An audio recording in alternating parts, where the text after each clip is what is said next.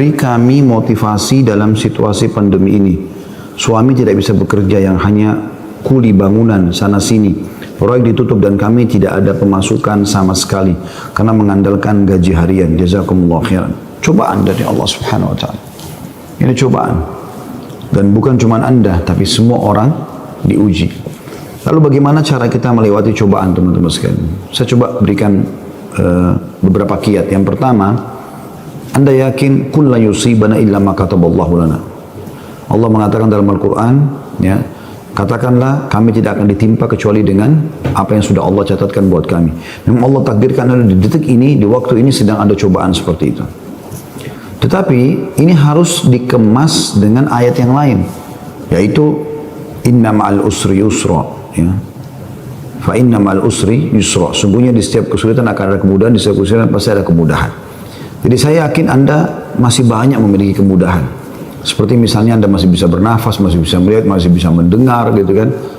Dan Allahu a'lam, mungkin Anda juga sampai hari ini 8 hari Ramadan Anda masih bisa, ya, hidup, puasa, makan dan seterusnya. Tapi mungkin kekurangan karena pendapatan yang biasa rutin datang ini sudah nggak ada. Mungkin juga Allah Subhanahu wa taala menggerakkan beberapa hamba-hambanya yang memenuhi kebutuhan Anda. Teman-teman, coba bergantung kepada Allah Sang Pencipta. Dan jangan ragu tentang masalah itu. Bergantung kepada Allah Subhanahu wa taala. Saya ingin berbagi sebuah kisah. Menurut sebuah kisah seseorang yang sangat susah hidupnya, ya. Dari orang-orang, kisah klasik dulu tentunya. Dia sangat susah sekali hidupnya. Dan saking susahnya sampai dia bilang, dia ceritakan dirinya, saya cuma hidup dari pendapatan harian saya. Dia bilang satu waktu, saya keluar ingin mencari rezeki. Pada hari itu betul-betul tidak ada sumber rezeki.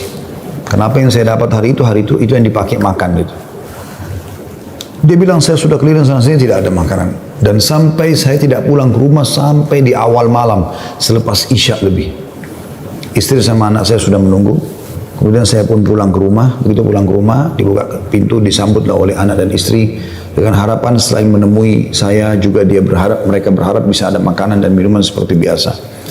Tapi karena istri saya melihat di tangan saya tidak ada sama sekali bekal apa-apa, maka saya pun duduk, kemudian diberikan air putih, lalu dia bertanya, apa hari ini nggak ada bekal makanan? Lalu saya menjawab, sama sekali saya nggak temukan pekerjaan. Saya tidak tahu harus mencari di mana lagi. Lalu kata istrinya, lalu apakah kita harus tidur dalam kondisi kelaparan?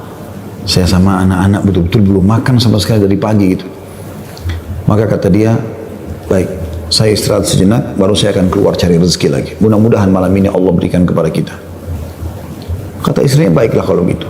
Subhanallah, tanpa mengenal letih, laki-laki yang soleh ini dia keluar dari rumahnya.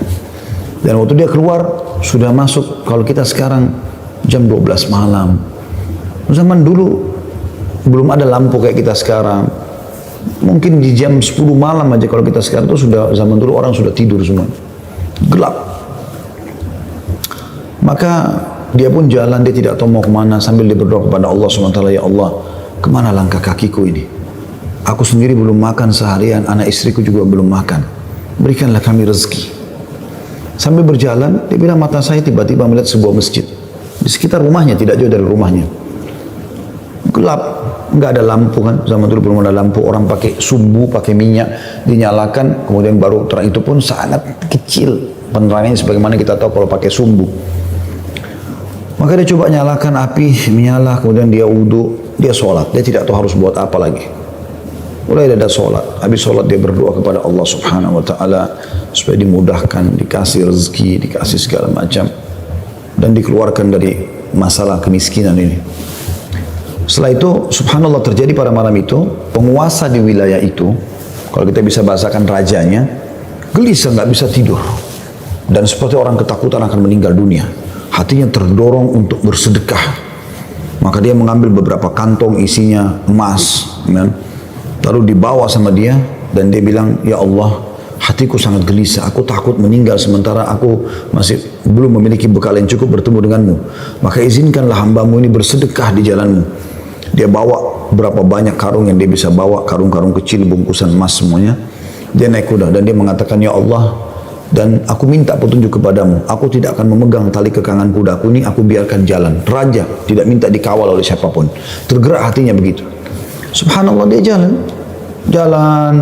Subhanallah, ya, Maha Suci Allah. Kisah nyata ini menjelaskan kudanya berhenti di masjid yang ada orang soleh tadi yang susah itu.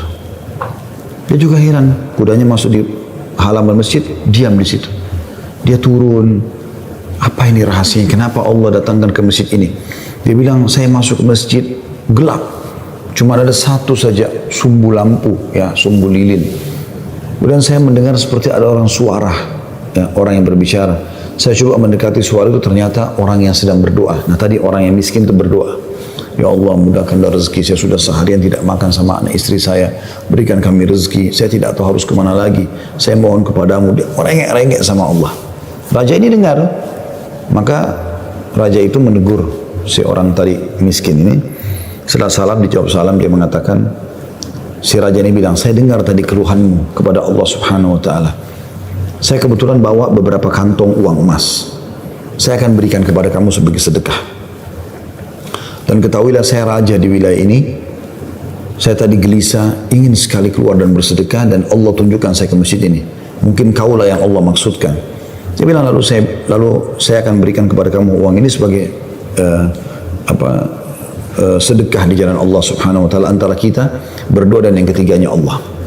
Dan saya berharap apapun yang kau butuhkan, datanglah ke istanaku setiap saat. Saya yakin Allah yang menggerakkan saya bertemu dengan kamu. Subhanallah, orang miskin ini luar biasa kalau punya keimanan. Apa yang dia bilang? Wahai Tuhan, kalau seandainya saya pun masih punya kebutuhan selain apa yang Anda akan berikan kepada saya ini, maka saya tidak akan datang minta kepada Anda, tapi saya akan minta kepada Allah yang telah mengirim Anda datang kepada saya. Closing kisah ini coba diambil pelajaran baik-baik. Ada kisah yang lain, ini dihadiri oleh Imam At-Tabari.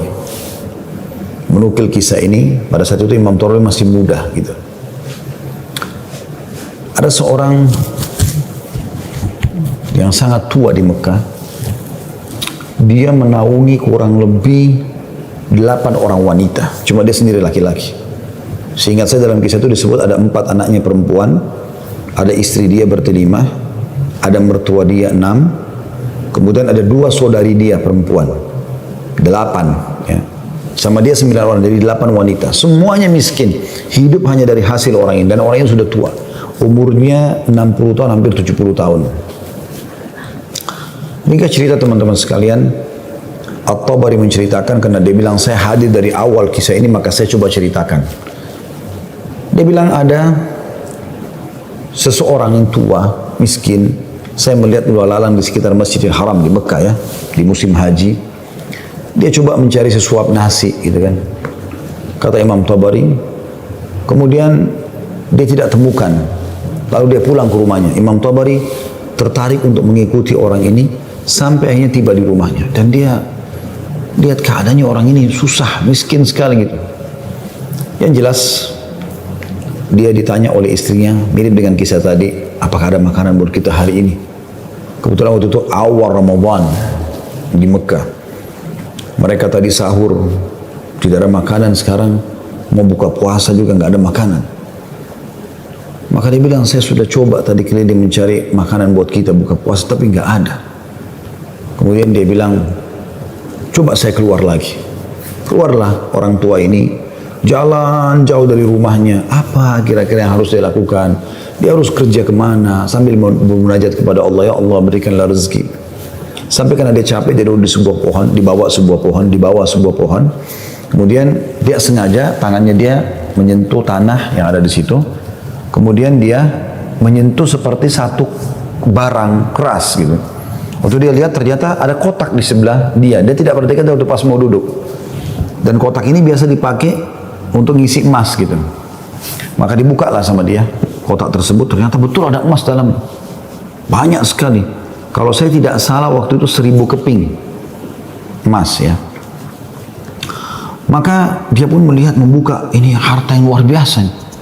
Di siang hari nggak ada orang, di bawah pohon, gitu kan. Dia lihat kiri kanan, nggak ada pemukiman masyarakat, di pinggiran sekali, gitu kan. Maka diambil sama dia, dibungkus dengan rapi pada saat itu dengan kainnya. Dan dia sempat berpikir, terlintas di benaknya, syaitan menggoda, gitu kan. Kau orang miskin, kalaupun kau tidak mau mengambil semua, ambillah minimal 1 batang emas atau 1 koin dinar emas, ya, yang kau bisa infakkan untuk buka puasa keluargamu. Tapi dia melawan sambil dia mengatakan, tidak bisa, ini bukan hak saya. Kalaupun ini luqata ini seperti harta yang harta yang ditemukan. Kan itu syaratnya harus teman-teman sekalian diiklankan selama setahun ya. Selama setahun Anda iklankan. Kalau sudah setahun baru bisa mungkin jadi hak milik Anda. Ya. Yang jelas teman-teman sekalian, dia pulang ke rumahnya, lalu kemudian dia rencana tidak mau sampaikan kepada istrinya. Terus istrinya rupanya karena membuka pintu melihat ada di tangannya sesuatu, maka istrinya bilang, apa kau sudah bawa bekal buat kami? Kata dia, nggak ada. Lalu kemudian dia mengatakan, tapi apa itu? Di bawah bungkusan kainmu. Dia bilang, ini bukan urusan kamu. Dia bilang, saya minta atas sama Allah, jelaskan apa itu. Karena istrinya membawa nama Allah, maka dia mengatakan, ceritanya begini tadi. Istrinya, perempuan, miskin, dengar emas gitu kan. Perempuan kaya saja dengar emas mungkin tertarik, apalagi yang miskin yang susah gitu. Maka dia mengatakan, kalau gitu kita bisa gunakan karena kita orang miskin dan itu harta yang kau temukan. Kata dia, tidak demi Allah. Kalaupun ini kita bisa gunakan setelah 1 tahun kita iklankan. Tidak boleh sembarangan. Maka istrinya bilang, kalau begitu mirip dengan tadi godaan awal syaitan. Kalau begitu minimal ambil 1 koin dirhamnya, dinarnya. Kita pakai buka puasa. Halal buat kita sekarang, kita ini miskin sekali, nggak bisa apa-apa. 8 orang kau harus naungin sekarang. Dia bilang, tidak demi Allah. Kalau seandainya kau sentuh kotak ini ada yang kau ambil, demi Allah kau saya ceraikan. Istrinya kaget dengan kata-kata itu, akhirnya dia lihat keseriusan suami, dia tidak berani juga. Disimpanlah di rumahnya. Akhirnya tiba waktu buka puasa, mereka buka puasa apa adanya, air putih saja, roti-roti kering ada di rumah, itulah yang dimakan sudah. Besok pagi, selepas sholat subuh di Masjid Haram, orang tua ini pas keluar, ternyata ada 1 orang dari Khurasan. Khurasan ini dari wilayah Irak sama Iran sana ya. Datang, naik di atas sebuah batu dekat Masjid Haram, lalu teriak-teriak. Ya. Dia mengatakan, wahai muslimin, wahai orang-orang yang sedang haji, wahai hamba-hamba Allah, saya kehilangan sebuah kotak isinya 1000 dirham emas, 1000 dinar emas. Siapa yang menemukan, tolong kembalikan kepada saya dan semoga Allah balas kebaikannya dengan pahala dan pengampunan dosa, peninggian derajat dan seterusnya. Rupanya si orang tua ini dengar, kotak ini dia yang temukan kemarin, tapi dia juga butuh. Maka dia mengatakan, wahai Khurasani, Khurasani kayak orang dari Khurasan, dia tahu ini dari Khurasan, mungkin dari face wajahnya gitu kan, mirip-mirip orang Khurasan. Wahai Khurasan, kalau ada orang yang temukan, berapa kau kasih dia? Kemudian kata orang tersebut gitu kan, Khurasan itu, berapa kira-kira dia minta? Kata orang tua ini, minimal kau kasih dia setengahnya. Kata orang Khurasan, tidak bisa. Kalau begitu, kasihlah berapa yang kau mau, mungkin 1/10-nya, 10% maksudnya. Kata orang Khurasan, tidak bisa. Dia kembalikan karena Allah dan saya doakan supaya dapat pahala di sisi Allah. Dia miskin. Ini hari kedua Ramadan. Sahur dan buka puasa kemarin pas-pasan cuma dengan roti kering dengan air putih. Sudah tua, umurnya hampir 70 tahun. Mau kerja di mana? Di rumahnya sudah ada emas yang begitu banyak. Godaannya luar biasa. Ya. Ini teman-teman, mohon maaf agak panjang saya sampaikan dan saya jawab pertanyaan ini karena saya melihat memang ini permasalahan yang dihadapin sekarang ya. Dan butuh jawaban secara keimanan. Apalagi tadi penanya tadi minta semacam motivasi apa yang bisa disampaikan. Jadi saya harus menyampaikan kisah ini. Mudah-mudahan teman-teman yang sedang menghadapi PHK, lagi susah kayak tadi, ibu ini berkeluh kesah, suaminya hanya kuli bangunan, sekarang lagi berhenti dan segala macam. Insya Allah diberikan jalan keluar. Baik, kita kembali ke kisah tadi teman-teman sekalian. Maka orang ini pulang ke rumahnya lalu dia mengatakan, wahai istriku, aku sudah temukan pemilik emas ini. Kata istrinya, alhamdulillah kalau begitu. Bagaimana perkembangan? Tapi saya minta sama dia supaya dia bayar. sesuatu.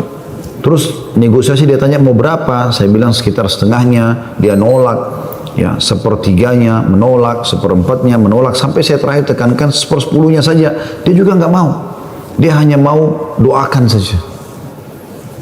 Kata istrinya, coba kau kembali ke dia, siapa tahu dia masih mau negosiasi, ya kan? Dia bilang baiklah. Dia kembali lagi, ketemu lagi sama orang tadi, gitu kan, di hari yang ketiga sekarang. Maka orang itu sama orang Khurasan naik ke atas batu yang sama dekat Masjid Haram. Wahai muslimin, wahai orang-orang yang haji, wahai hamba-hamba Allah, ada nggak menemukan peti saya isinya 100.000 dinar emas, gitu kan?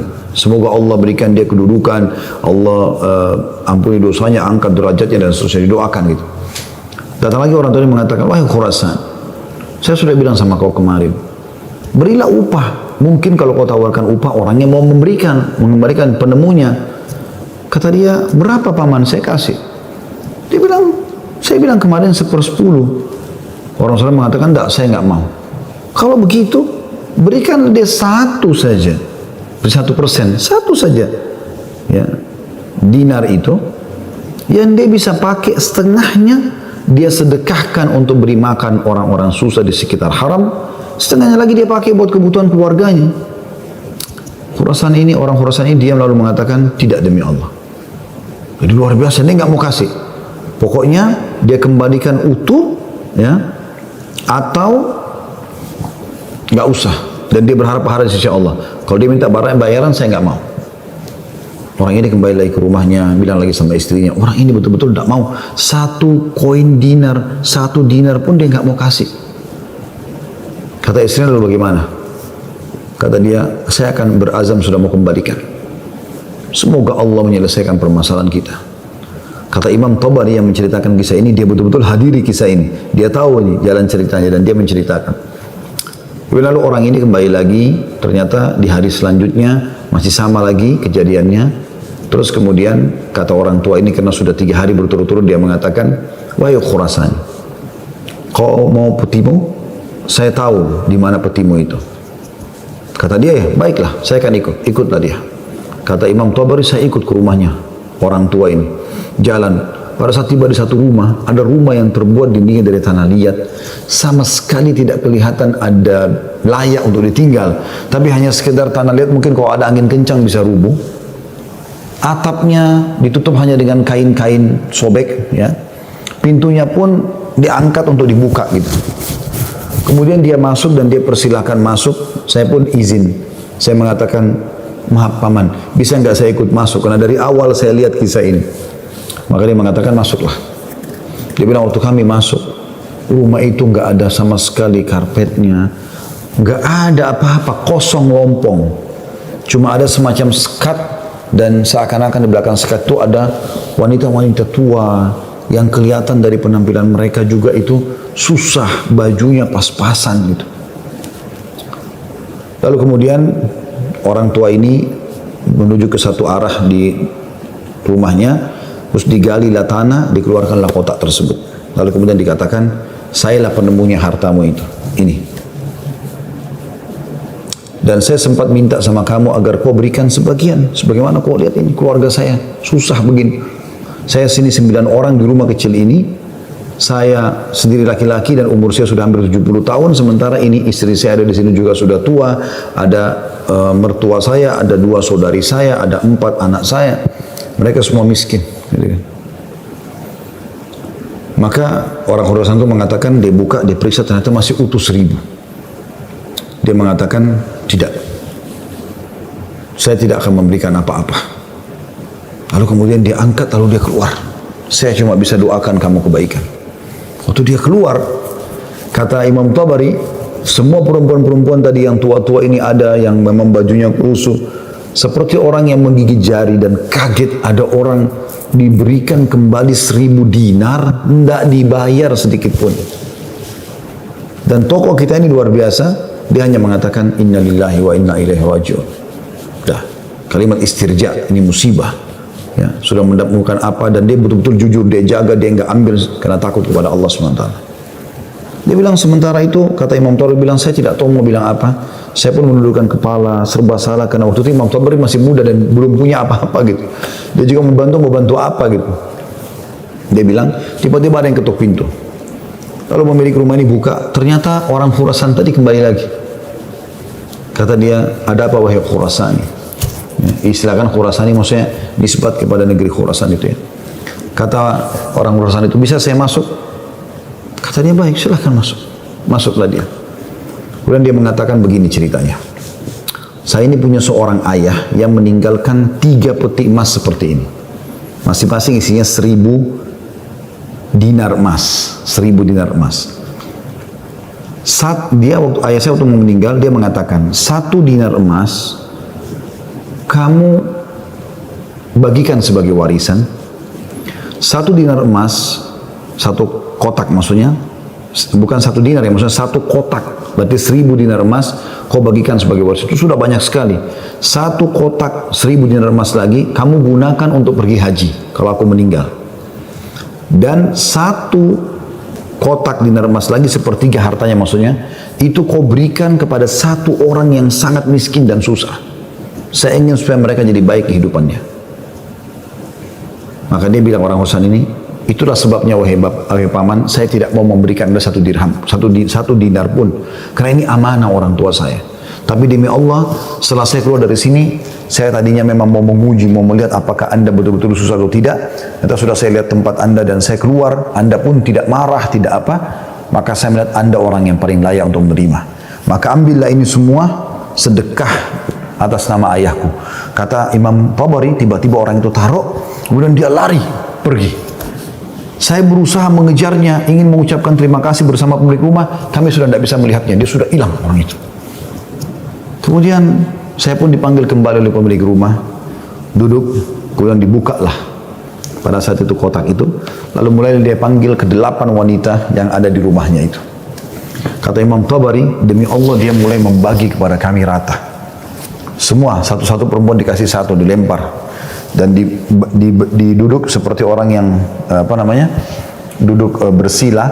Jadi kain baju itu, ya habis itu biasa yang kita tahu kalau kita bersila bisa ditaruh sesuatu ya. Maka mulai dia melempar dinar-dinar emas itu satu persatu. Kata Imam Tabari, ke dia juga 1, lalu dilempar ke saya juga 1. Karena jumlah kami 10, karena kan tadi mereka 9, orang ini sama 8 orang wanita sama Imam Tabari itu 10. Maka kami masing-masing mendapatkan ya 100 dinar. Kan 1000 kan? 100 dinar. 100 dinar banyak sekali udah. Gitu kan jumlahnya. Setelah selesai, lalu dia mengatakan kepada istrinya, wahai istri, bukankah ini lebih baik setelah kita sabar sedikit, Allah menjadikan semua jadi milik kita, daripada kemarin kamu ambil 1 dinar tapi haram. Kemudian dia balik kepada saya, kata Imam Tabari, dan dia mengatakan, demi Allah, baju ini yang saya pakai, dia bilang, hanya ini baju yang utuh di rumah kami.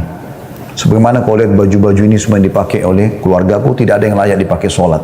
Jadi kalau waktu sholat tiba, saya sholat dulu, kemudian saya sembunyi di satu tempat, baju ini saya buka, dipakai oleh istri saya, dipakai sholat, habis itu dibuka, dipakai sholat oleh mertua saya, dibuka, dipakai sholat oleh saudari saya, oleh anak saya. 1 baju.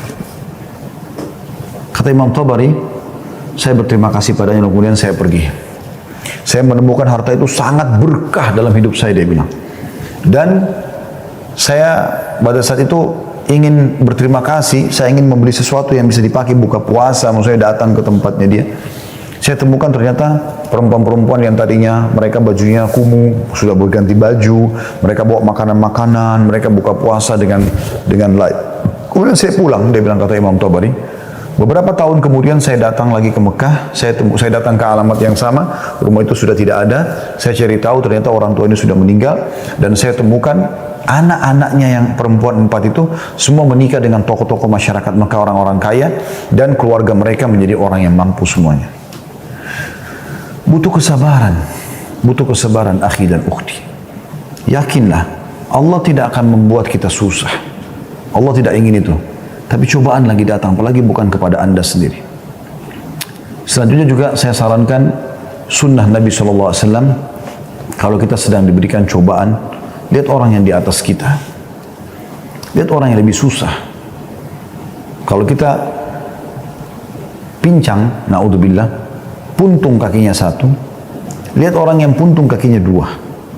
Puntung kakinya dua, lihat orang yang juga puntung tangannya. Puntung kaki dan tangannya, lihat orang yang buta. Selalu orang yang lebih susah. Sehingga kita selalu tahu nikmat Allah begitu besar kepada kita. Kadang-kadang teman-teman saya lihat ada orang berkeluh kesahnya luar biasa, padahal sebenarnya masalahnya kecil dalam hidupnya. Masalahnya masih bisa dia laluin, tapi dia besar-besarkan masalah itu. Sehingga akhirnya dia tidak bisa melalui cobaan dengan baik.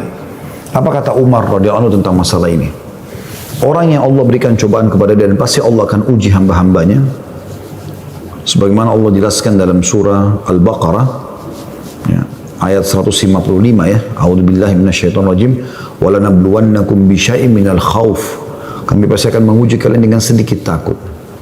Minal khaufi wal ju', rasa lapar. Wa naqsi minal amwali wal anfusi wath thamarat, dan kekurangan jiwa. Yang orang kita cintai meninggal, harta juga kurang, hasil panen juga kurang, pekerjaan tidak ada, di PHK kayak sekarang masa pandemi. Wabashshirus sabirin, dan sampaikan kepada orang-orang yang sabar. Siapa mereka ya Allah? 156-nya. Alladzina idza asabathum musibatun qalu inna lillahi wa inna ilaihi raji'un. Mereka yang kalau ditimpa musibah mereka mengatakan kami milik Allah, kami akan kembali kepada Allah.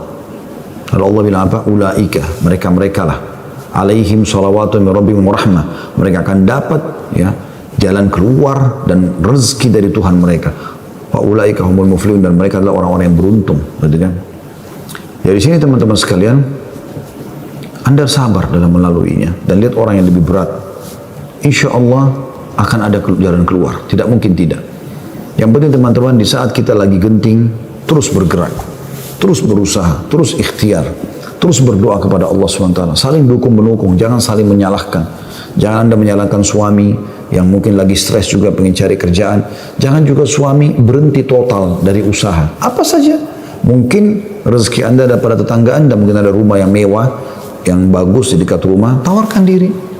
Betul-betul masa pandemi ini saya kuli bangunan, saya nggak bisa kerja apa-apa, rumah saya di sebelah sini. Ada yang bisa saya kerjakan, bersihin kebun kah, ke taman kah, di sini. Apalah ya, cuci mobil, kan bisa apa saja. Coba mungkin rezeki di situ.